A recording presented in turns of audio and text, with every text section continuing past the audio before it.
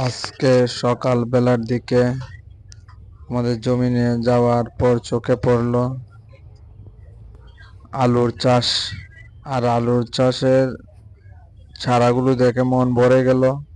এই আলুর চাষ করার পাছনে সফলতার মূল কারণ আমাদের বাবার প্রচুর পরিশ্রম জমিতে দেন। জমিতে পরিশ্রম করে উনি যে আলুর চারা রোপণ করেছেন, আলুর চারাগুলো খুব সুন্দর দিন দিন বেড়ে উঠছে। উনি গতকালকে জলও দিয়েছেন জমিতে। জল দেওয়ার পরে আরো ভালো দেখা যাচ্ছে। কন্টিনিউ উনি আলু বীজসার পরিশ্রম করে থাকেন, পোকামাকড়ের ওষুধ ব্যবহার করেন। যে সময় যেটা লাগে উনি ব্যবহার করে থাকেন। উনি আলুর কন্টিনিউ ছাড়ার প্রতি খুব সহকারে যত্ন নেন। আলুর পাশাপাশি উনি পেঁয়াজ, এরপরে আপনার কাঁচামরিচ, এরপরে আপনার টমেটো। এই দেখেন টমেটো খুব সুন্দরভাবে টমেটো গাছগুলো বেড়ে উঠছে।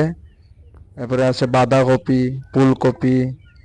এই যে টমেটো গাছগুলোতে উনি বাঁশের কুটা ব্যবহার করেছেন যাতে গাছগুলো ভেঙে না পড়ে।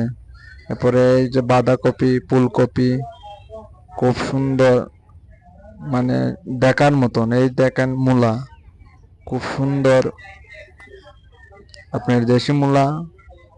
এরপরে আবার আছে লাই, দেশি লাইগুলো খুব দেখার মতন। এই আছে চিটামরিচ, এই যে ফুলকপি, বাঁধাকপি, সব